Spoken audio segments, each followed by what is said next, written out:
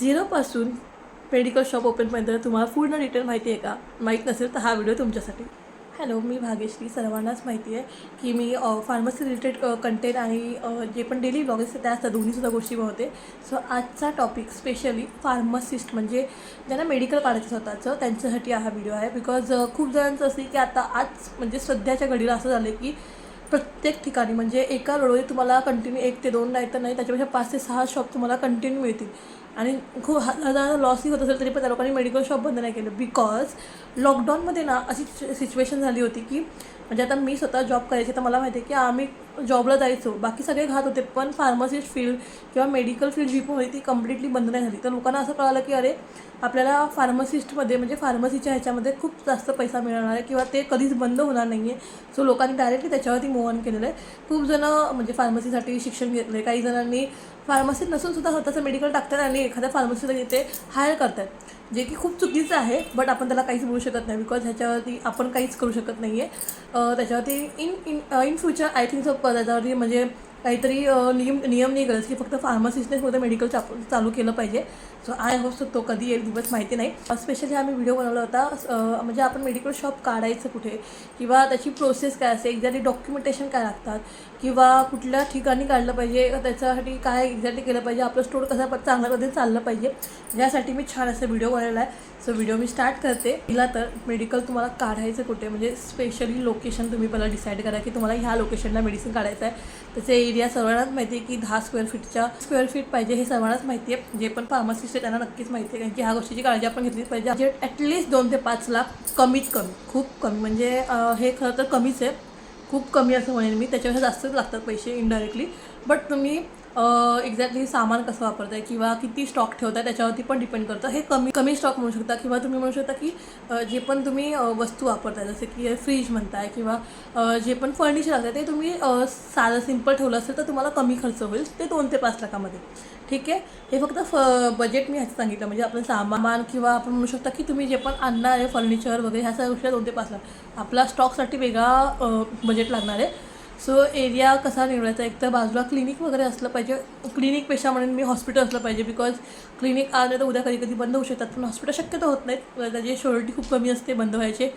तर असेल तर जास्त बेटर आहे. किंवा क्राऊडेड एरिया, जसा की खूप क्राऊडेड एरिया आहे, लोक खूप आहेत पण तिथे मेडिकल कमी आहे, एखादं मेडिकल असेल तर गोष्ट वेगळी आहे. किंवा जर मेडिकल नसेल तर तुम्ही ते जास्त बेटर असू शकतं. आता आपण सर्वे काय करणार, एक तर आसपासचे जे पण मेडिकल स्टोर आहेत तिथे सर्वे केला पाहिजे की एक्झॅक्टली काय मेडिसिन चालत आहे. म्हणजे जसं की शुगरमध्ये पण नॉर्मली एक स्पेसिफिक ब्रँड चालतो काही ठिकाणी, किंवा जसं की आता पायोग्लिटाझोन चालतो आहे, पायोजवाली मेडिसिन म्हणू शकते मी, तर तिथे पायोज चालते जास्त. म्हणजे तिकडचा डॉक्टर मे बी पायोज देत असेल किंवा स्पेसिफिक. मी फक्त एक्झाम्पल देते, असं म्हणत नाही की डॉक्टर कुठल्याही शुगरवरती तीच मेडिसिन देतो असं म्हणत नाही आहे. एक मला एक्झाम्पल देते की डॉक्टर तेच देतो आहे, किंवा सोल्विन कोड चालतं एक्झाम्पल, दुसरा अदर ब्रँड लिहित नाही आहे, तर आपण त्या हिशोबाने गोळ्या ठेवू शकतो. एखादं अदर ब्रँड जे चालत नाही ते एखादी स्ट्रिप ठेवली ती चालेल, बाकी सगळ्या गोष्टी आपण असल्या पाहिजेत. डॉक्टर नियरबाय आहे का नाही, किती डॉक्टर आहेत किंवा किती शॉप आहेत मेडिकल शॉप जवळपास, ह्याचा सर्वे केला पाहिजे. ह्याच्या सर्वे तुम्हाला कसं कळेल की एक्झॅक्टली काय ठेवलं पाहिजे काय नाही ठेवलं पाहिजे, ह्या गोष्टीचा तुम्हाला अंदाज येऊ शकतो. त्यानंतर डॉक्युमेंटेशन, पहिला तर आपलं लायसन फार्मसीचं, आधार कार्ड, त्यानंतर पासपोर्ट फोटो, आपले शॉपचं ॲग्रीमेंट, जसं की आता तुम्ही जर रेंटचं असेल तर रेंटचं ॲग्रीमेंट असेल किंवा स्वतःचं ओन शॉप असेल तर जे पण आपले डॉक्युमेंट असेल ते तुम्ही दाखवू शकता. त्यानंतर शॉपचं लेआउट प्लॅन, म्हणजे तुम्ही एक्झॅक्टली कुठल्या ठिकाणी काय काय ठेवणार किंवा काय काय असेल, सो एक्झॅक्टली ते लेआउट प्लॅन. त्यानंतर रेफ्रिजरेटर म्हणजे आपलं फ्रीजचं बिल प्रूफ जेही असेल त्या गोष्टी, इलेक्ट्रिसिटी बिल. ओके, आणि आता आपल्याला FDAसाठी लायसन अप्लाय करावं म्हणजे फूड अँड ड्रग ॲडमिनिस्ट्रेशन, FDAला महाराष्ट्राला. लायसनचे टाईप काय काय असतात, तर तुम्हाला रिटेल ड्रग लायसन, जसं की त्याच्यामध्ये फॉर्म 2021 येतो, ते दोन्ही तुम्हाला पाहिजेत. प्रोसेस काय असेल की फॉर्म फिल करायचे, डॉक्युमेंट अपलोड करायचे आणि सबमिट करायचे कुठे, FDAच्या साईटवरती. जर नाही तुम्हाला जर हे सगळं करायचं असेल तर करणारा एखादा कुठल्याही सायबरमध्ये जाऊन पण आपण तुम्ही ती प्रोसेस करू शकता, असं काही नाही. डॉक्युमेंट अपलोड करा, सबमिट करा आणि त्याची फी जे पण असेल ती पेमेंट करा. ठीक आहे, त्याच्यानंतर शॉपचं सेटअप हेच खूप महत्त्वाचं आहे. जर तुमच्याकडे बजेट असेल तर मी लिटरली एक्झॅक्टली शॉप कसा बनवायचा ते पण तुम्हाला सांगू शकते, की कसा शॉप बनवला पाहिजे की लोकांनी बघितल्याशिवाय असं वाटलं पाहिजे की अरे यार काय शॉप आहे, असं पण वाटलं पाहिजे. बट त्यासाठी आपल्याला बजेट पाहिजे. जर बजेट नसेल तर आपण त्या गोष्टी करू शकत नाही. स्टार्टिंग पिरियडमध्ये आपण छोटंसं शॉप स्टार्ट करून थोडंसं बजेट आपल्याकडे आल्यानंतर आपण चांगलं शॉप टाकू शकतो. त्याचे सेल्स म्हणजे आपण जसं पण मी एक सांगितलं तुम्हाला तर झेनो हेल्थ बघितलं असेल तर त्याच्यामध्ये फक्त त्या लोकांनी एक बॉक्सेस असतात प्लॅस्टिकचे बॉक्सेस, त्याच्यामध्ये 2 सेक्शन आहे. आता तिथे त्या लोकांनी एक ब्रँडेडचं एक सेक्शन केलेलं आहे आणि जनरिकचं एक सेक्शन केलं आहे. जनरिकमध्ये सगळे जनरिकचे ब्रँड ABCD वाईज त्या लोकांनी ठेवलेले आहेत आणि ब्रँडेडमध्ये सुद्धा एक ABCD वाईजच त्यांनी ब्रँडेड मेडिसिन ठेवलेले आहेत. सो खूप कमी स्वस्तामध्ये जर तुम्हाला पाहिजे तर तुम्ही असे बॉक्सेस ठेवू शकता. काहीच म्हणजे हे नाही, खूप स्वस्तात होऊ शकतं या गोष्टी. जर तुम्हाला स्वस्तात काय असेल तर नाही म्हटलं तर तुम्हाला चांगला लाकडाचं म्हणू शकता किंवा जर तुम्ही लाकडाचे जे असतात ते पण तुम्ही जर ठेवला ते पण तुम्हाला सोपं पडेल. बट आय थिंक सो लाकूड बेस्ट आहे कारण की ते दिसायला पण छान दिसतं आणि स्टोअर प्रोफेशनल वाटतं. बट आपला खर्च तेवढा नसेल तर आपण नॉर्मलमध्ये सुद्धा करू शकतो. त्याच्यानंतर आपल्याला फ्रीज हवा आहे 2 to 8 डिग्री सेल्सिअसमध्ये. क्लीन आणि हायजीन ठेवलं पाहिजे शॉप तरी आपलं. लाईटनिंग व्यवस्थित पाहिजे म्हणजे प्रॉपर मेडिसिन कळली पाहिजे किंवा काही बिल बनवताना वगैरे काही प्रॉब्लेम झाला पाहिजे. ते सगळ्या गोष्टी प्रॉपर व्हेंटिलेशन पाहिजे शॉपमध्ये आणि बिलिंग काउंटर व्यवस्थित दिसला पाहिजे.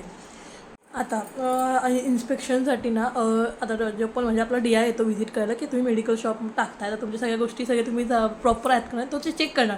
सो त्यासाठी स्टॉक नसला तरी चालेल म्हणजे स्टॉक गरजेचा नाही मेडिसिनचा स्टॉक, पण बाकी सगळ्या गोष्टी म्हणजे फ्रीज म्हणा ह्या सगळ्या गोष्टी व्यवस्थित पाहिजेत. ठीक आहे. मेडिसिन म्हणा तुम्ही फुल मेडिसिन म्हणजे पूर्ण स्टॉक नाही, ॲटलिस्ट जो गरजेचा आहे तो स्टॉक तुम्ही ठेवा तरी चालतो. इन्स्पेक्टर येतो तेव्हा काय काय चेक करतो, कुठल्या गोष्टी म्हणजे तो बघतो ह्या सगळ्या गोष्टी. पहिला तो शॉप रेडी आहे का नाही तो त्या गोष्टी बघणार. फ्रीज आहे का नाही, स्टोरेज प्रॉपर आहे का नाही म्हणजे जसं की स्टोरेज कुठे कुठे असलं पाहिजे, इन्सुलिनचं कुठे पाहिजे किंवा ज्या मेडिसिनचे स्टोरेज जिथे पाहिजे त्या ठिकाणी आहेत का नाही ह्या सगळ्या गोष्टी ऑब्झर्वेशन करेल. सगळे डॉक्युमेंट करेक्ट आहेत का नाही त्या गोष्टी तो ऑब्झर्वेशन करेल. फार्मासिस्ट अवेलेबल आहे का नाही त्या गोष्टी. काही मिस्टेक जर असेल तर तो करेक्ट करून तुम्हाला सांगेल की बाबा ह्या कमी आहेत मग हे पूर्ण करा, त्या हिशोबाने मग तुम्हाला पुढची प्रोसेस सांगेल. तो सगळं डॉक्युमेंट करेक्ट असले की मग आपल्याला ड्रग लायसन्सचं सर्टिफिकेट मिळतं. मग झालं त्यानंतर आपण शॉप स्टार्ट करू शकतो. आता मेडिसिनचा स्टॉक घ्यायचा आहे. आता तुम्हाला मेडिसिनचा स्टॉक घ्यायचा आहे. होलसेल जे पण असतात ते होलसेलला कनेक्ट करायचं. त्याच्यानं बिलिंगमध्ये कुठलं सिस्टम लावायचं आहे.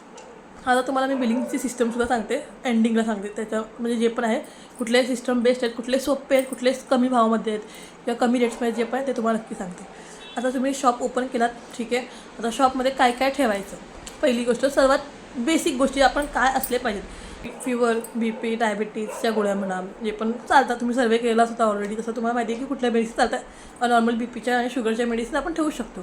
त्यानंतर सिरप, अँटीबायोटिक्स आणि जे पण ऑइंटमेंट आहेत, क्रीम्स आहेत ते सगळ्या गोष्टी आपण ठेवू शकतो. पावडर्स म्हणा, केटाकोनाझोलचा पावडर म्हणा किंवा क्लिंडामायसिन या सगळ्या गोष्टी आपण ठेवू शकतो.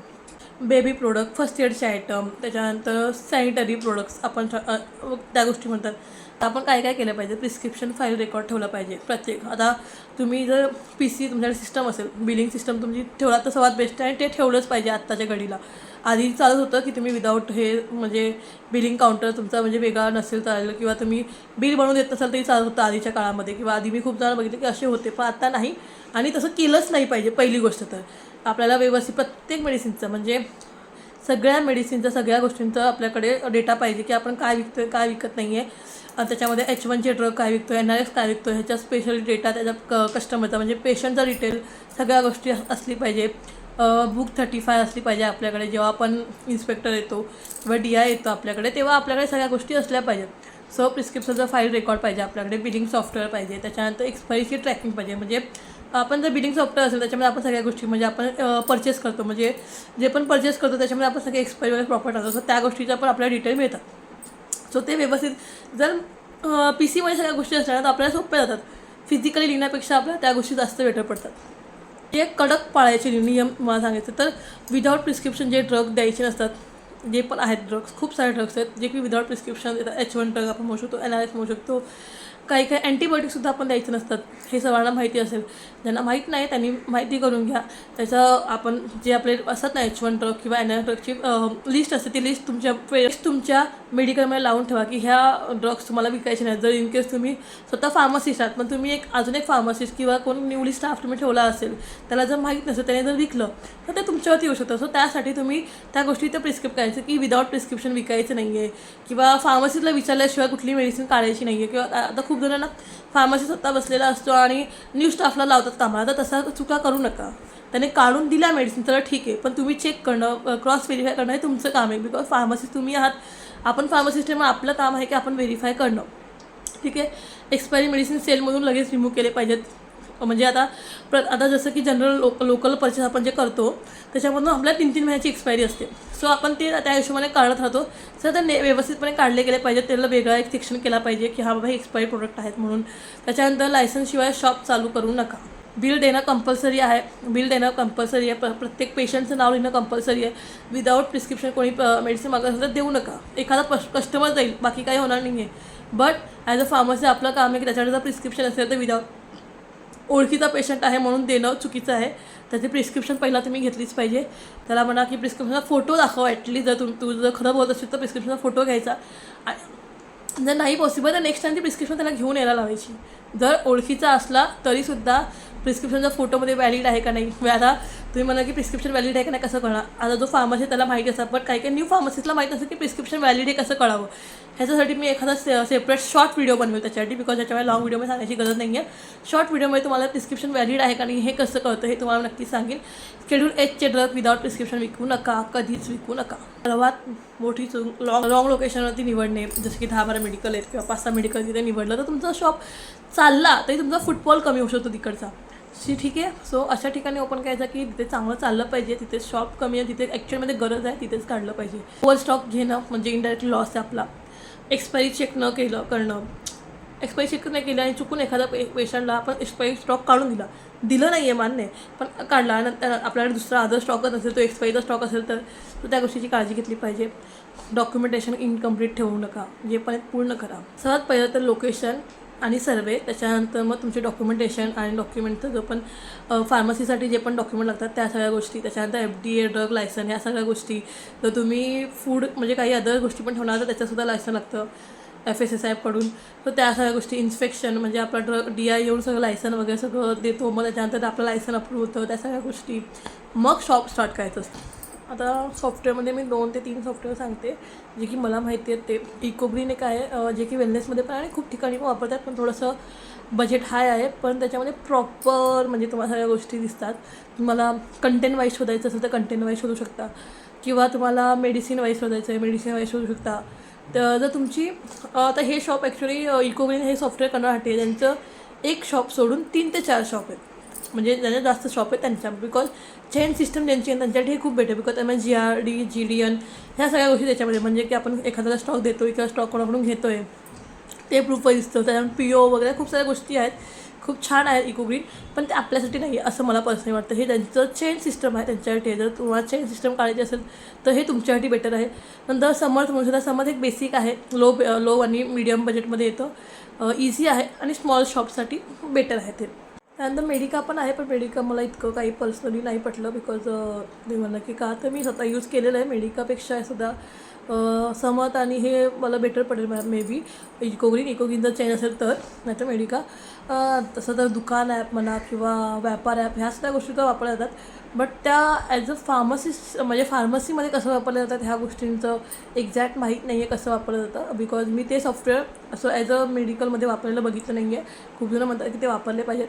आय थिंक सो आपण यूज केलं पाहिजे आणि मग कळेल की आपल्याला कसं आहे. स्ट्रॅटेजी काय तुम्ही सांगणार होता की मेडिकल चालू केलं पाहिजे वगैरे वगैरे. तर मेडिकल चालू केलात ना तर फक्त मेडिसिन नका ठेवू. त्याच्यामध्ये अदर गोष्टी जसं की सेटाफिल प्रोडक्ट म्हणा किंवा बायोडर्माचे प्रोडक्ट किंवा मिनिमालिस्टचे प्रोडक्ट, अदर जे पण आपले कॉस्मॅटिकचे प्रोडक्ट म्हणू शकता किंवा जनरल प्रोडक्ट ज्याला म्हणतो ना आपण, त्या गोष्टीसुद्धा तुम्ही ठेवायला सुरू करा. सो म्हणजे कस्टमर आहे ना त्या गोष्टींच्या हिशोबाने ॲटलिस्ट म्हणजे तो व्हिजिट करेल स्टोअरमध्ये आणि त्याच्यामधून तो मेडिसिनसुद्धा घेऊ शकतो इन केस त्याला जर गरज असेल तर, आणि त्या गोष्टीसुद्धा घेऊ शकतो. आणि मग त्या गोष्टीमुळे म्हणजे जसं की जनरल गोष्टीमुळे तो जर स्टोअरमध्ये आला तर त्याला कळेल की बाबा हे मेडिकलसोबत हे पण आहे. सो इन फ्युचर तो त्या गोष्टीसोबत कधी कधी जर मला आज मेडिसिन घ्यायचं म्हणून तो मेडिसिनसाठी सुद्धा तो नेक्स्ट टाईम 2 ते 3 गोष्टी घेऊ शकतो. आणि मग तो असं 10 जणांना सांगेल की अरे मी ह्या शॉपमध्ये गेलो, इथे तुम्हाला सगळ्या गोष्टी मिळतील म्हणून तो सांगू शकतो. सो त्याच्यामुळे आपला इनडायरेक्टली फायदा होईल. आणि सेटाफिल आणि ह्या अदर गोष्टीमुळे सुद्धा मार्जिन बऱ्यापैकी असते. आपल्या मेडिसिनमध्ये आपल्याला जितकी मार्जिन मिळत नाही तेवढी मार्जिन तुम्हाला तिथे सुद्धा मिळू शकते. सो जर पॉसिबल असेल तर तुम्ही त्या गोष्टीसुद्धा करू शकता, नक्की करू शकता. सो आय थिंक सो मला वाटतं की फक्त मेडिसिन न ठेवता बाकीच्या गोष्टी जर ठेवल्या तर तुम्हाला शॉपमध्ये थोडीशी चांगल्या पद्धतीने ग्रोथ मिळू शकते. थोडंसं बजेट वाढेल पण चांगला इम्पॅक्ट पडू शकतो त्याच्यावरती. सो चला, व्हिडिओ आवडला असेल तर चॅनलला लाईक आणि शेअर आणि सबस्क्राईब नक्की करा. बिकॉज मी फार्मा टिप्स आणि फार्माचे जे पण मेडिसिनचे असतात त्या मेडिसिनबद्दल सुद्धा तुम्हाला डिटेलमध्ये माहिती देण्याचा प्रयत्न करते आणि विथ माझ्या डेली व्लॉग म्हणजे डेली व्लॉगमध्ये मी काय करते त्यासुद्धा काही गोष्टी शेअर करत असते. सो चला बाय.